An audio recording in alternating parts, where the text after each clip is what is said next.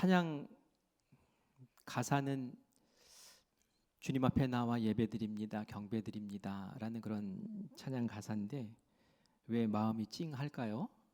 갑자기 눈시울이 뜨뜻해지더라고요.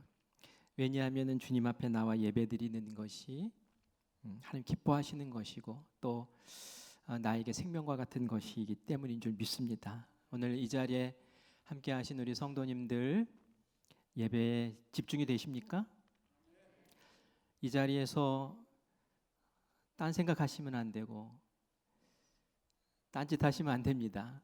하나님만 바라보시고 하나님께 깊이 나아가는 은혜의 시간 되기를 간절히 바랍니다. 사순절이 시작되었습니다. 사순절을 영어로는 렌트라고 합니다.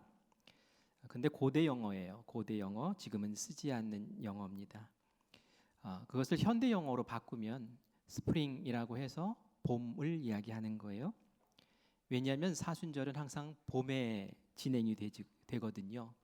그리고 이 봄은 많은 변화가 일어납니다. 한겨울에 꽁꽁 얼어있던 대지에 새싹이 올라오고 죽은 것 같은 고목에서도 꽃이 피고 그게 다 봄에 일어나는 것 아니겠습니까?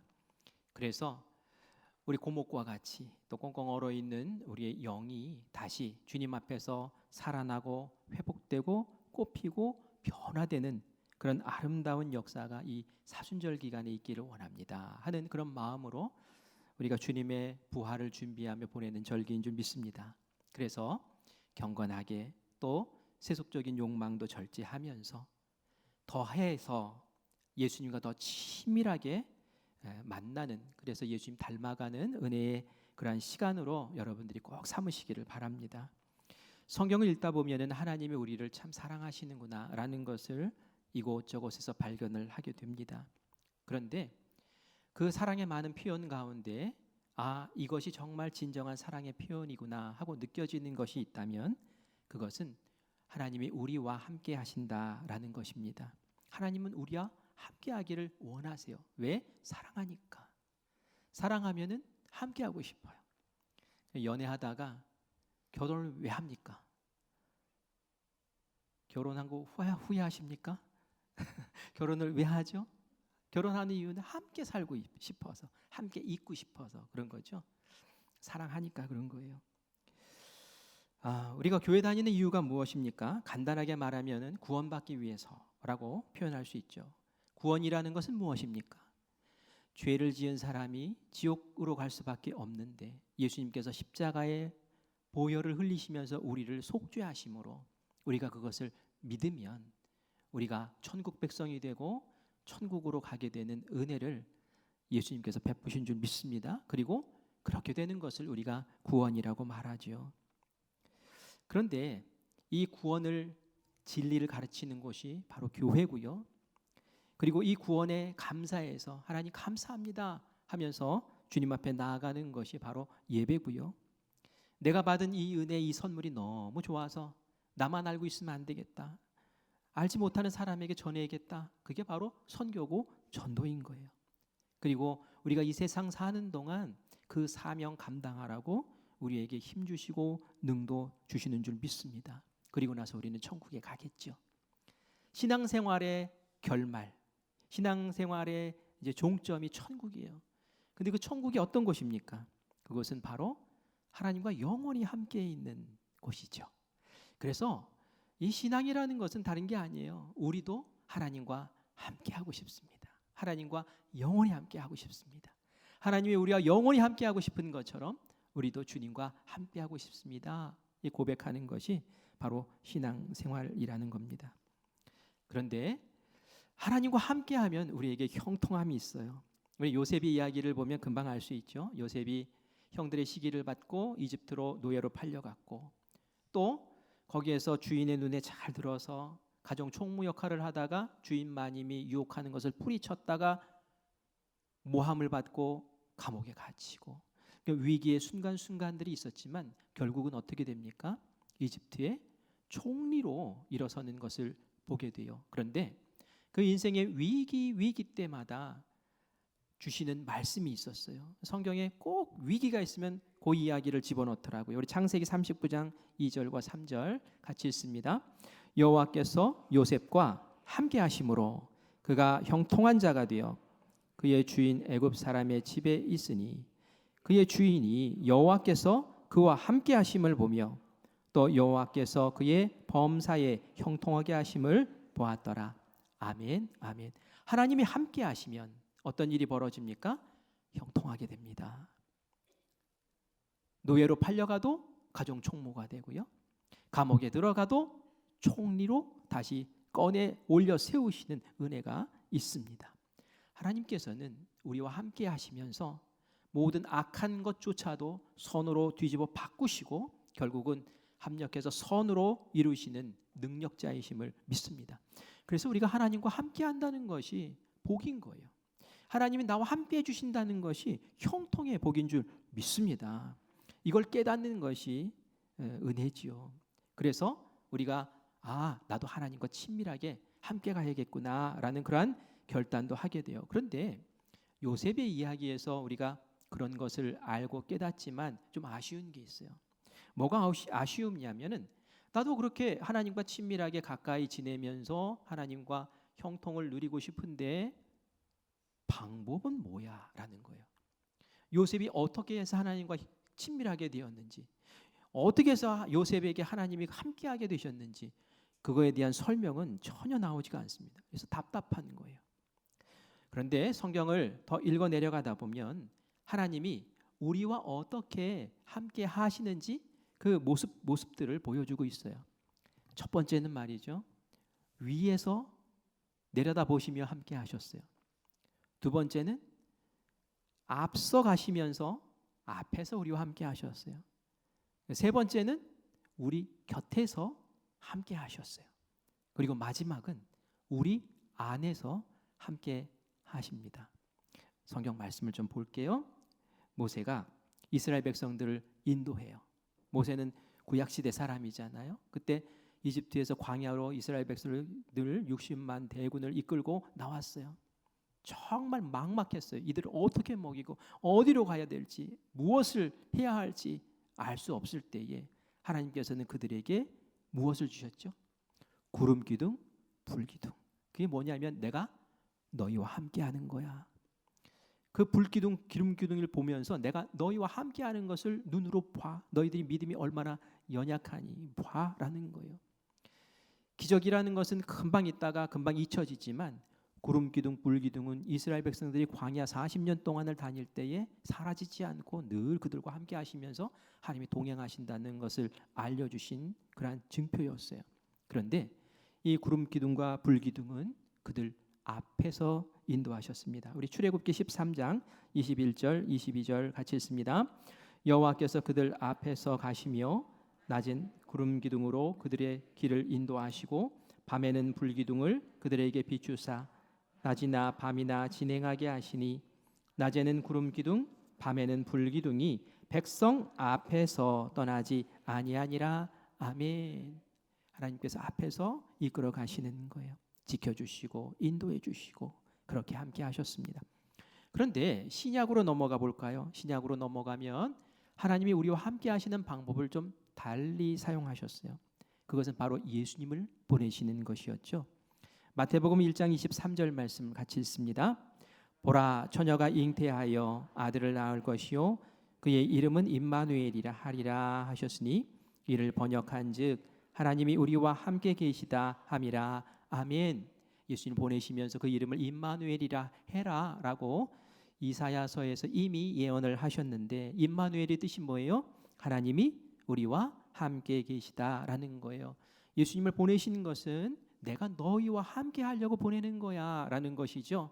예수님은 구름 기둥과 불 기둥처럼 그 앞서 가신 분이 아니었어요. 예수님은 제자들 곁에 계셨어요. 사람들 곁에 계셨어요. 그리고 예수님이 가지고 계신 능력으로 기적을 베풀어 주시고 병을 낫게 하시고 그들에게 말씀하시고 그들을 회복시키시고 격려하시면서 예수님과 함께하는 것이 어떤 형통인지를 보여주셨어요. 제자들은 3년 동안 예수님과 거하면서 얼마나 행복했는지 몰라요. 자연재해까지도 예수님이 명령하시면 파도야 잠잠해라, 폭풍아 잠잠해라 한마디만 하시면 그냥 잠잠해지는 이 전능자 예수님이 곁에 계시는 것은 이들에게 형통이었고 행복이었던 줄 믿습니다. 그런데 이제는 옆에 계신 예수님이 옆에 계시는 것뿐만이 아니라 예수님이 다른 방법으로 우리와 함께 하시겠다고 그 방법을 알려주세요. 예수님이 제자들을 떠날 때가 되었어요. 예수님이 나는 이제 너희와 다른 방법으로 함께 할 거야 라고 알려주신데 그것은 안에서 함께 할게, 속에서 함께 할게 라는 것이었어요. 우리 오늘 함께 읽은 본문 말씀 16절을 다시 읽어보겠습니다. 내가 아버지께 구하겠으니 그가 또 다른 보혜사를 너희에게 주사 영원토록 너희와 함께 있게 하리니 아멘. 예, 보혜사는 돕는 자죠. 예수님이 늘 도와주셨어요. 함께 하시면서 도와주셨어요. 그런데 처음 보혜사인 나 말고 다른 보혜사가 또 있는데 다른 보혜사는 성령이야. 성령은 몸이 있는 게 아니잖아요. 영이 있죠. 근데 영원토록 너희와 함께 할 거야 하시면서 어떻게 함께 하시는지 17절 말씀에서 알려줍니다. 같이 읽습니다. 그는 진리의 영이라 세상은 능히 그를 받지 못하나니 이는 그를 보지도 못하고 알지도 못함이라. 그러나 너희는 그를 아나니 그는 너희와 함께 거하시며 또 너희 속에 계시겠음이라. 아멘. 어디에 계신다고요? 너희 속에 계시겠음이라. 그러면서 너희와 함께 하겠다라고 말씀하세요. 그래서 바울은 이야기합니다. 고린도전서 6장 19절에 너희 몸은 너희가 하나님께로부터 받은 바 너희 가운데 계신 성령의 전인 줄을 알지 못하느냐. 너희는 너희 자신의 것이 아니라 라고 말씀하시면서 너희 속에 성령이 계시니 너희들은 성전이야 라고 그렇게 말씀을 하세요. 제자 곁에 계셨던 예수님은 이제 그 안으로 들어오시는 거예요. 저는 이 하나님이 함께 하시는 방법들의 변천의 모습을 이렇게 보면서 하나님이 정말 우리를 뜨겁게 사랑하시고 우리가 어떻게 하면 더 조금이라도 더 가까이 친밀하게 다가설까 굉장히 몸부림치셨던 분이시구나라는 것을 다시 알게 돼요. 그래서 하나님이 우리를 너무 사랑하시는구나 라는 그런 생각이 드는 거죠. 앞에서 가시다가 옆에 계셨다가 이제는 아예 속으로 들어오셔서 나는 너와 함께 하고 싶어 라고 외치시는 그 하나님의 음성이 마음에 들리는 것 같단 말이에요. 이제 우리에게 공이 넘어왔어요. 무슨 뜻입니까? 우리는 어떻게 하겠느냐는 거예요. 하나님은 우리와 뜨겁게 만나기 위해서 가까이 하기 위해서 이렇게 몸부림치시는데 우리는 어떻게 하느냐는 거예요. 하나님과 친밀히 다가서느냐는 거예요. 야고보서는 이야기합니다. 하나님을 더 가까이 하라. 그리하면 너희를 가까이 하시리라. 우리의 태도, 우리의 마음, 우리의 모습도 굉장히 중요하다는 거예요. 나도 하나님 가까이 하겠습니다 하면 하나님 더 가까이 하신대요. 그래서 하나님과 내가 딱 만나서 꽉 붙어 있을 때에 그곳에서 친밀함의 역사가 하나님 함께 하시는 형통의 역사가 이루어지는 줄 믿습니다. 그래서 이런 관계를 포도나무 가지 비유로 예수님 말씀하시잖아요. 나는 포도나무고 너희는 가지인데 포도나무의 가지가 딱 붙어 있을 때에 영향력을 공급받아서 열매를 맺는 거예요. 너희가 여기서 조금이라도 떨어지면 너희는 끝이야. 붙어 있어야 돼. 함께 해야 돼. 더 가까이 다가와 라고 그렇게 예수님 말씀하시지요. 정말 성령님이 내 안에 계십니까? 여러분 어떠세요? 그렇게 믿으십니까? 예. 근데 어떤 분은 그런 얘기해요. 어쩔 때는 계신 것 같고 어쩔 때는 안 계신 것 같고. 왜 그럴까요? 그것은 감정에 따라서 오락가락하기 때문에 그래요. 내가 뜨겁고 은혜 받고 기쁠 때는 계신 것 같고 또 우울하고 문제가 있고 슬프고 외로우면은 안 계신 것 같고. 그런데 우리가 감정을 기준으로 보면은 성령님 내 안에 계시는지 확신을 할 수가 없어요. 무엇을 보면 확신할 수 있을까요? 그 기준이 있는데 그것은 바로 말씀입니다. 성경 말씀을 딱 대보면 정말 내 안에 계시는지 안 계시는지를 알 수 있어요. 제가 그 기준 되는 말씀을 알려드릴게요. 고린도전서 12장 3절 말씀인데요. 이 말씀을 읽고 여러분들이 한번 비추어 보시기를 바랍니다. 같이 읽습니다. 그러므로 내가 너희에게 알리노니 하나님의 영으로 말하는 자는 누구든지 예수를 저주할 자라 하지 아니하고 또 성령으로 아니하고는 누구든지 예수를 주시라 할 수 없느니라. 아멘. 아멘. 이 기준이에요. 성령이 아니고는 누구든지 예수를 주시라 할 수 없느니라. 이게 기준이란 말이야. 내가 예수님을 나의 주님입니다, 나를 구원하신 분입니다 라고 고백하면 그것이 성령님이 내 안에 계시다라는 증거라는 거예요. 왜냐하면 예수님 알지 못하는 사람들, 성령님이 안에 계시지 않는 사람들은 예수님을 주라고 고백을 못하거든요. 예수님에 대한 정보가 없어서가 아니에요. 이 세상에 예수님을 모르는 사람이 어디 있어요? 예수님에 대한 영화도 있고요, 드라마도 있고요, 책도 있고요, 또 여기저기서 전도하는 소리도 들어요. 그런데 안 믿어요. 왜 안 믿습니까? 못 믿겠거든요. 믿어지면은 왜 안 믿겠어요? 안 믿어진대요. 왜 안 믿어집니까? 성령이 안 계시니까 그런 거예요. 근데 우리는 믿어요. 2000년 전에 우리가 보지도 못했던 그분을 믿어요. 그분이 날 위해서 십자가에 지셨다는 걸 믿어요. 그리고 그 십자가의 보혈이 나를 구원했다는 것을 믿고 주여라고 고백하고 주님이 나의 구원자이시고 나의 주님이십니다라고 고백해요. 그것은 맨정신으로 하는 게 아니에요. 그것은 성령님이, 진리의 영이라고 했잖아요. 진리의 영이신 성령님이 우리를 구원의 도를 이해할 수 있도록 깨우쳐 주시고 거기에 대해서 믿음으로 반응하게 하셨기 때문인 줄 믿습니다. 그래서 여러분들이 내 안에 주님이 계십니다, 성령님이 계십니다 라는 것을 확증하려면 내 입술의 고백에 예수님이 나의 주님이십니다 라는 이 고백이 정직하고 명확하다면 성령님이 여러분 안에 계시는 줄 믿습니다. 이게 기초예요. 이거 없이 그 다음 이야기를 할 수가 없어서 이 말씀을 드리는 거예요. 제가 지금부터 이제 성령님과 가까워지는 방법에 대해서 좀 구체적으로 좀 말씀을 드리려고 합니다. 성령님과 가까워지려면 가장 기본적인 첫 번째 방법 뭘까요? 여러분 다 아는 거예요. 한번 찍어보세요. 시작. 기도, 또 말씀. 맞아요. 다 알죠? 기도와 말씀, 말씀과 기도입니다. 성령님과 가까워지고 싶으면, 가까워진다는 것은 형통의 복을 누릴 수 있는 거예요. 친밀해지는 것은 말이죠. 그러려면은 기도와 말씀으로 하나님과 소통하고 성령님과 교제를 해야 합니다. 우리 요한복음 14장 26절 말씀 같이 읽습니다. 보혜사 곧 아버지께서 내 이름으로 보내실 성령, 그가 너희에게 모든 것을 가르치고 내가 너희에게 말한 모든 것을 생각나게 하리라. 아멘. 아멘. 보혜사는 성령이라고 그랬죠. 성령님이 어떻게 하신대요? 그가 우리 속에서 가르쳐 주신대요. 어떻게 해라, 이렇게 해라. 그리고 또 어떻게 하신대요? 내가 너희에게 말한 것, 예수님 말씀하신 것들을 다 생각나게 해주신대요. 그 예수님이 말씀하신 것을 기록한 것이 성경책 아닙니까? 우리는 예수님에게 직접 들은 게 없어요. 그러나 성경책을 통해서 예수님을 말씀을 듣잖아요. 그런데 이것이 어떤 상황, 어떤 조건에서 딱 필요한 때가 되었을 때에 성령님께서 그 말씀을 딱 떠오르게 하시고, 아, 오늘 나에게 주시는 말씀이 이것이구나. 아, 하나님께서 나에게 이 말씀 붙잡고 뚫고 나가라고 나에게 지금 말씀하시는구나 라는 것을 깨닫게 하신다는 거죠. 성경은 하나님의 영으로 기록된 책이기 때문에 성령님이 그걸 보셔야지 우리가 이해할 수 있는 거예요. 그래서 성령님, 이 말씀 속에서 나에게 들려주시옵소서. 이전에는 이해하지 못했던 것들이 어느 날 문득 확 내 눈에 다가오는 그 말씀이 있어요. 그걸 꽉 붙잡는 거죠. 그것이 우리가 생명의 삶을 하게 하는 이유예요.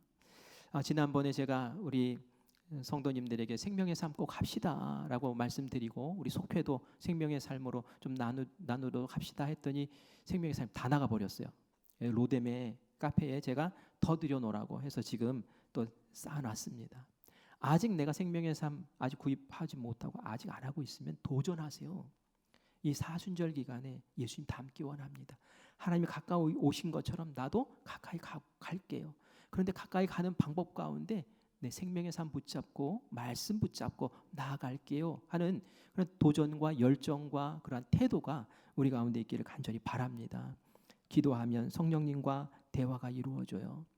기도하면 나의 요청을 하나님께 드릴 뿐만이 아니라 하나님이 말씀하시고 응답하시고 또 육성이 아니라 마음에서 성령님이 마음에 계시니 마음으로 알려주시는 그런 음성이 분명히 있습니다. 그래서 여러분들이 새벽을 깨우시고 금요 성령 집회에 나와서 뜨겁게 기도하셔야 되는 거예요. 시간을 정하고 성령님과 친밀히 교제하는 시간을 가져야 되는 거예요. 우리도 사람도 친밀해지려면 대화를 많이 해야 되지 않습니까? 그냥 멀뚱멀뚱 보고 있으면 무슨 친밀함이 생기겠습니까? 제가 오늘 어느 권사님과 함께 이야기를 나누다가 권사님이 예전에 저에게 그런 얘기 하셨거든요. 목사님, 제가 일거리가 너무 없어서 좀 힘들어요. 목사님 기도 좀 해주세요 라고 요청을 하시더라고요. 그래서 생각날 때마다 기도하고 그러는데 새벽 기도를 나오시더라고요.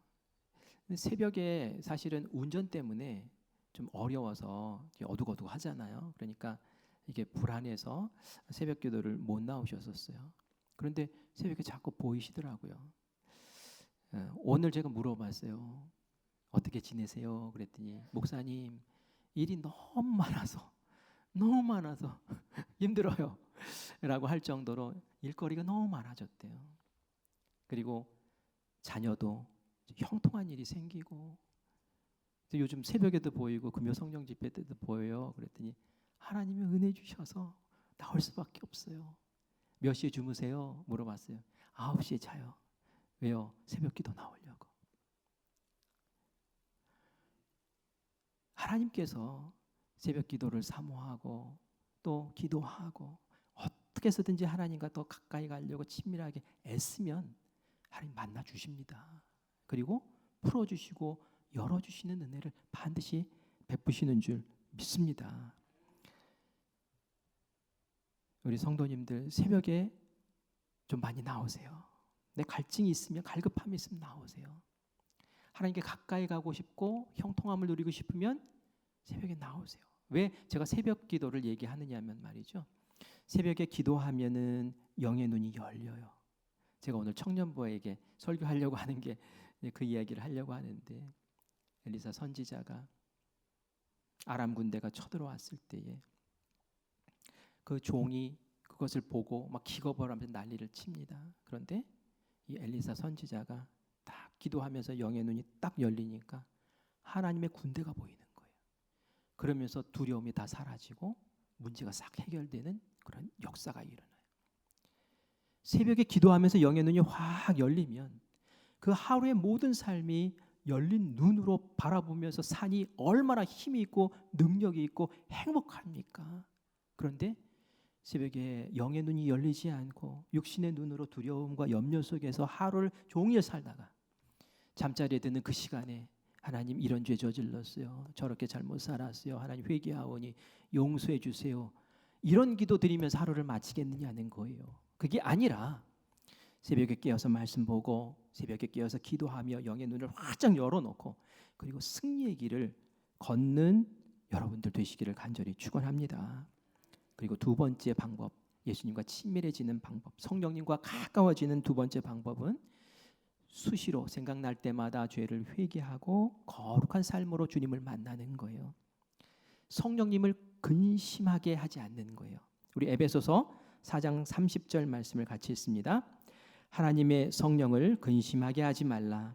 그 안에서 너희가 구원의 날까지 인치심을 받았느니라. 아멘.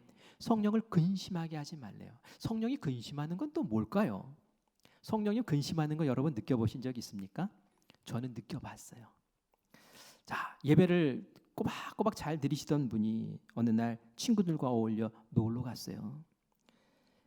교회에는 목사님에게 거짓말했어요. 우리 집안에 너무 중요한 일이 있어서 제가 안 가면 안 돼서 제가 꼭 다녀오겠습니다. 목사님 하고는 산으로 들러 놀러 갔어요.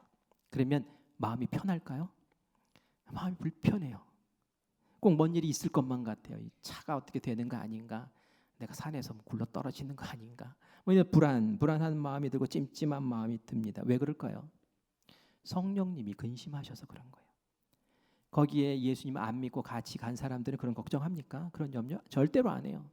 그런데 내 안에 성령님이 근심하시는 거예요. 나는 지금 너와 함께 예배당에 가서 하나님께 예배드리고 싶은데 지금 네가 이 차 타고 산에 오는 바람에 나도 지금 이 산에 와 있네. 얼마나 근심이 되겠어요. 성령님을 근심하게 하는 거예요. 근심의 마음이 생길 때 어떻게 해야 됩니까? 이건 성령님이 근심하는구나 생각하시고 얼른 마음을 돌이키고 주님 앞에 딱 섰을 때에 가까워지는 거예요. 어느 분이 저한테 그런 이야기를 하더라고요. 이분이 취미 생활에 이제 푹 빠졌대요. 너무 재밌더래요. 근데 취미 생활을 하려면 동호회라는 걸 들어서 하잖아요. 이 동호회가 늘 모임을 갖고 뭐 무슨 뭐를 할 때마다 주일에 모이는 거예요. 그래서 나는 주일엔 교회 가야 된다고, 난 예배 드려야 된다고 그렇게 얘기를 하면서 늘 빠졌어요. 그랬더니 한 번만 그렇게 얘기를 하더래요. 그래서 그래, 이번 한 번만 그래 하자고 교회는 거짓말하고 이제 갔어요. 한 번 갔는데 너무 좀 재밌는 거예요. 막 그냥 없던 생기가 막 돌고 막 하루 종일 막 그것만 생각나고 너무너무 좋은 거 또 가고 싶어요. 그런데 마음이 찜찜하잖아요. 이러다가 뒤지게 맞는 거 아닌가 막 이런 생각이 드는 거예요. 그런데 아무 일도 안 벌어지는 거예요. 괜찮네. 아무 일도 없네. 그래서 그 다음 주도 또 빠져봤어요. 그리고 한번 나갔다가 그 다음 주 또 빠지고 동호회에 마음을 푹 담고 취미 생활을 열심히 즐기는 거예요. 아무 일도 없었거든요. 그런데 이게 무서운 거예요. 이게 아무 일도 없는 게 아니에요. 그러는 사이에 하나님과 나 사이의 관계는 점점 멀어지는 거죠. 이분이 그걸 나중에 알았어요. 어느 날 갑자기 그 삶에 감당할 수 없는 문제가 확 찾아오는데 내가 별의별 수를 다 쓰고 노력을 하고 애를 써도 해결되지 않는 거예요. 그때 정신이 번쩍 드는 거예요. 맞아. 내가 하나님과의 친밀한 관계를 외면했지? 그랬더니 하나님께서 나에게 더 이상 능력을 베푸시지 않는 건가? 하나님이 나를 돌아오라고 지금 나 정신 차리려고 흔들고 계시는구나. 알고 주님 앞에 다시 매달려 기도했어요. 하나님 잘못했어요. 하나님께서는 거두어 주실까요? 버리실까요? 회개하면 거둬 주시죠. 그런데 그 전에 자기로 말미암아서 그 온 가족들이 다 고생을 한 거예요. 그리고 무지무지한 대가를 다 지불하고 나서 깨달았으니 이게 얼마나 바보 같은 일이냐는 거예요. 내가 한번 이렇게 했는데 하나님 한 걸음 뒤로 물러섰는데 아무 일도 없네? 아무 일도 없는 게 아니에요. 그만큼 멀어진 거예요. 포도나무에서 가지가 그만큼 떨어진 거예요. 열매를 어떻게 맺겠어요? 나무는 주고 싶어요. 근데 가지가 떨어지겠대요. 주고 싶어도 열매를 줄 수가 없는 거예요. 나도 딱 갖다 붙어야죠. 주님 없으면 안 됩니다 하고 붙어야죠. 그러려면은 순간순간 떠오르는 죄를 씻어버리고 주님 앞에 달려나가는 그런 은혜가 있기를 간절히 소원합니다. 예수님처럼 용서하는 삶을 꼭 사세요. 사랑하고 용서하고 그게 사순절을 보내면서 성령님과 친밀해지는 세 번째 방법입니다. 우리 요한 1서 4장 12절과 13절 말씀을 같이 읽겠습니다. 어느 때나 하나님을 본 사람이 없으되 만일 우리가 서로 사랑하면 하나님이 우리 안에 거하시고 그의 사랑이 우리 안에 온전히 이루어지느니라. 그의 성령을 우리에게 주심으로 우리가 그 안에 거하고 그가 우리 안에 거하시는 줄을 아느니라. 아멘. 예수님이 내 안에 거하고 나 예수님 안에 거해요. 딱 붙어 있는 거예요. 그렇죠? 그런 사람은 어떻게 한대요? 서로 사랑한대요. 서로 사랑하면서 산대요. 서로 사랑하고 서로 이해하고 서로 위해주고 이게 바로 성령님과 딱 붙어 있는 사람의 모습이라는 거예요. 성령이 계시면 사랑할 수밖에 없어요. 하나님도 사랑하지만 우리 서로 사랑해야 돼요. 부부싸움 여러분 하시나요? 저는 부부싸움 할까요? 안 할까요? 1년에 한 번 합니다. 많이 하는 건가요? 적게 하는 건가요? 한 번 정도 해요. 근데 부부싸움 많이 하시는 분들 계시죠. 부부싸움에서 반드시 이기는 법이 있어요. 지지 않는 법 알려드릴까요? 지지 않는 법. 어느 목사님이 가르쳐 주시더라고요. 기도 안 하면 이긴대요. 기도 안 하면 절대로 안 진대요. 처음에 이해를 못했어요. 이게 또 무슨 말이지? 기도를 안 하면은 절대로 안 진다고? 이게 무슨 말이에요? 성령님이 내 안에 계시잖아요. 속상해서 하나님께 기도해요. 기도하면 성령님이 말씀하세요. 뭐라고 말씀하실까요? 야, 그 네 남편 나도 봤어. 참 독하다. 어쩜 저럴 수 있냐. 그만 만나. 이제는 끝이다. 너 더 이상 봐주면 안 돼. 짐 빼. 친정으로 가. 요렇게 말씀하실까요? 성령님이? 성령님 절대로 그렇게 말씀 안 하세요. 어떻게 하세요? 네 그릇이 더 크다. 네가 참아야지 어떡하겠니? 네가 용서해라. 아직 남편이 철이 없다. 그러니 네가 봐주고 네가 먼저 사과하고 손잡아. 그리고 네가 맛있는 것 해줘. 기도하면 진단 말이에요. 그래서 기도하면 성령님이 제대로 된 사랑의 법을 알려주시니까 질 수밖에 없다는 거예요. 그래서 우리가 사랑하지 못하고 미워하고 시기하고 갈등하고 그러면 말이죠. 내 안에 성령님과 내가 친밀한가? 라는 것을 따져봐야 돼요. 성령님은 분명히 내 안에 계세요. 그런데 내가 성령님과 지금 딱 달라붙지 못하는 거예요. 친밀하지 못한 거예요. 성령님이 근심하세요. 그러면. 그래서 이 사순절을 보내면서 우리 이거 해보자고요. 아, 성령님 내가 성령님과 더 친밀하기를 원하는데 성령님은 나에게 사랑을 알려주셨고 또 용서를 알려주셨고 화해를 알려주셨죠. 제가 이 사순절 기간을 보내면서 나와의 모든 인간관계 속에서 가족 속에서 또 교우 관계 속에서 이루어지는 그 모든 관계 속에서 어긋난 것들이 있다면 내 말로 상처 준 것이 있다면 내가 저를 정죄한 것이 있다면 하나님 제가 그거 바로 잡겠습니다. 하나님 제가 회개하겠습니다. 그리고 사랑의 관계로 돌이키겠습니다. 예수님이 십자가에 지신 이유가 뭐예요? 그것은 하나님과 우리 사이를 화해시키기 위해서 사람과 사람 사이를 화해시키기 위해서 그렇잖아요. 그 화해가 바로 이 사순절에 우리가 성령 하나님의 은혜 가운데로 친밀하게 다가서는 방법인 줄 믿습니다. 그것을 꼭 부여잡고 실천하는 우리가 되기를 간절히 바랍니다. 마지막으로 한 가지만 더 알려드릴게요. 그것은 예수님의 이름으로 일일 일선합시다 라는 거예요. 일일 일선이 뭐예요?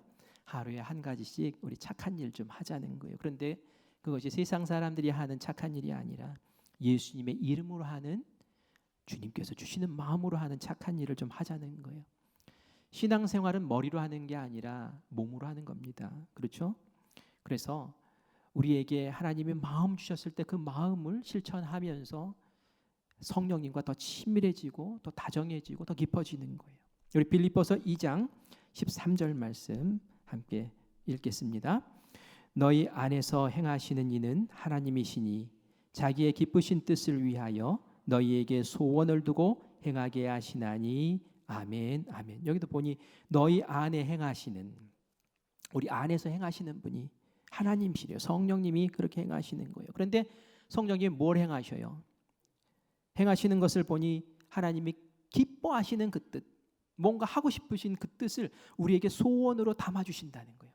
그럼 내가 하나님이 이거 원하시네, 하나님 나에게 이런 마음 주시네 하는 것을 알면 그것을 실천해 보라는 거예요.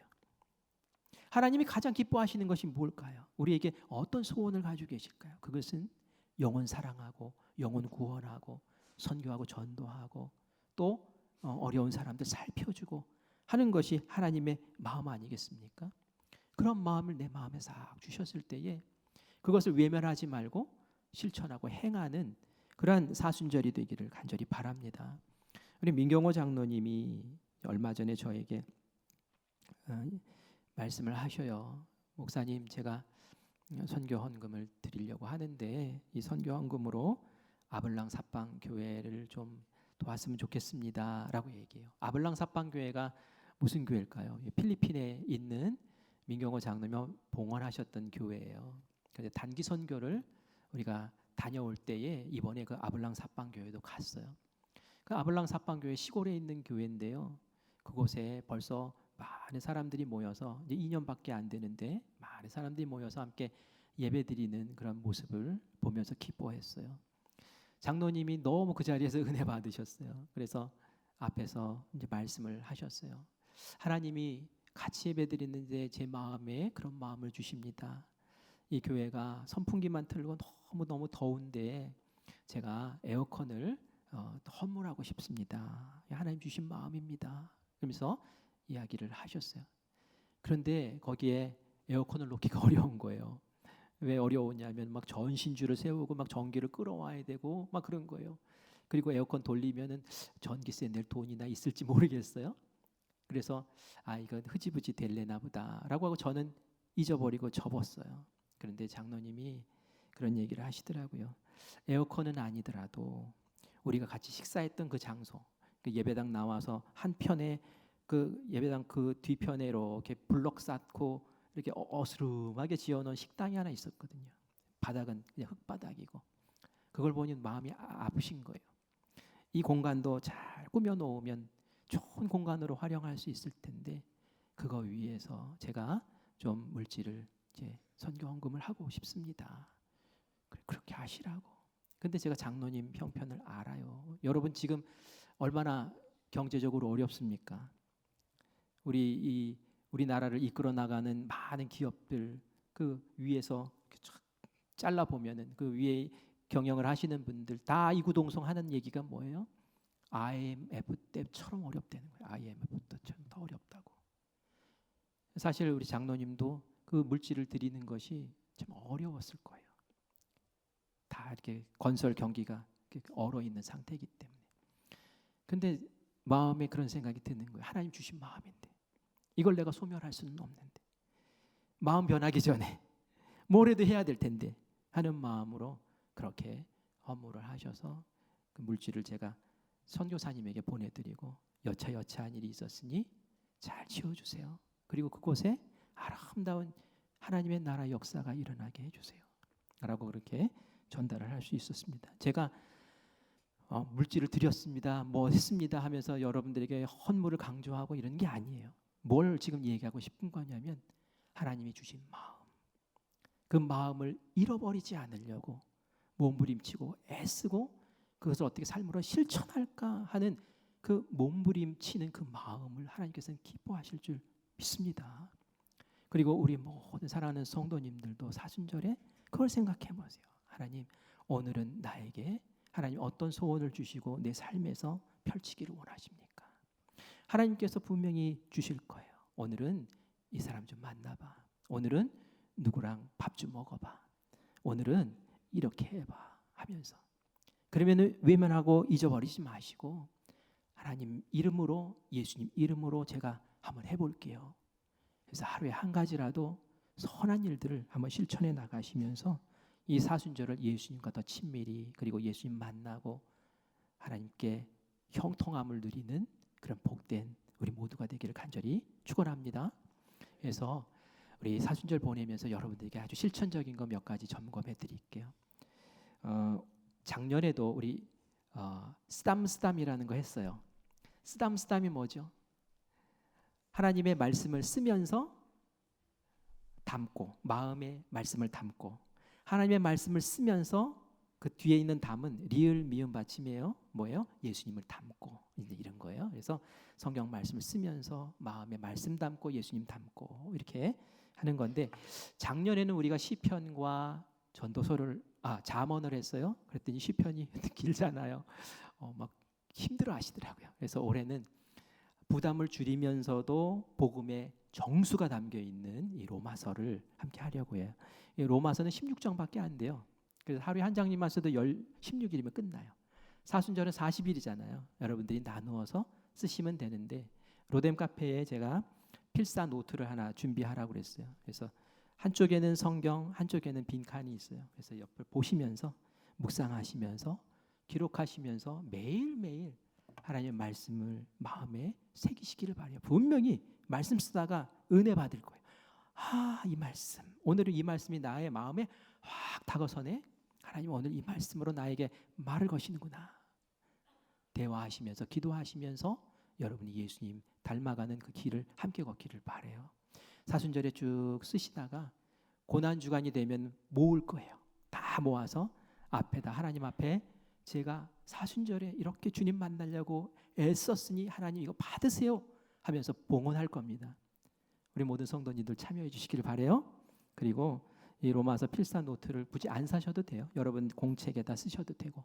그러나 이게 편할 것 같아서 제가 권해드리니 그렇게 꼭 하시기를 바라요. 그리고 제가 아까도 말씀드린 것처럼 새벽을 깨워보세요.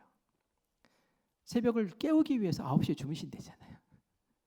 새벽을 깨우기 위해서 내가 애쓰는 거예요. 그리고 하나님의 형통함을 누리세요. 하나님은 복 주시기 원하시는데 왜 자꾸 이렇게 한 걸음 물러가게 하세요? 하나님께 다가서세요. 하나님께 접속하세요. 하나님께 매달리세요. 그러면 하나님이 주시는 그 형통이 무엇인지를 누리게 되는 이 사순절 될 줄 믿습니다. 나는 새벽에 도무지 안 됩니다 하시는 분은 금요 성령 집회라도 나오세요. 그래서 뜨겁게 기도하면서 주님께 부르짖고 또 하나님께 나아가시기를 바라고요. 생명의 삶으로 큐티하시면서 속회 모임도 같이 하시고 지금보다 뭐라도 내가 하나만 더 하자라는 마음으로 주님과 친밀히 만나는 그러한 과정들을 꼭 이 사순절 기간 동안 누리시기를 간절히 바랍니다. 그래서 부활절이 딱 열렸을 때에 하나님 저 이런 복 받았어요. 하나님 저 이렇게 만났어요. 하나님 저 이렇게 형통해졌어요. 라고 고백하는 그런 은혜의 축제가 우리 부활절에 열리기를 간절히 바라고요. 그곳의 주인공이 여러분들이 되시기를 간절히 축원합니다. 특별히 교회 리더십들, 우리 장로님들, 권사님들, 속기 지도자들, 신천 권사님들, 신천 집사님들 이때 열심히 하셔야 돼요. 그리고 우리 교사, 선교회원, 우리 임원들, 사역팀장들 마음 정하시고 우리 내일부터 한번 좀 달려봅시다. 그래서 주님과 친밀히 은혜 가운데 거하는 행복한 사순절 우리가 보내시기를 간절히 축원합니다. 우리 찬양하고 기도하겠습니다.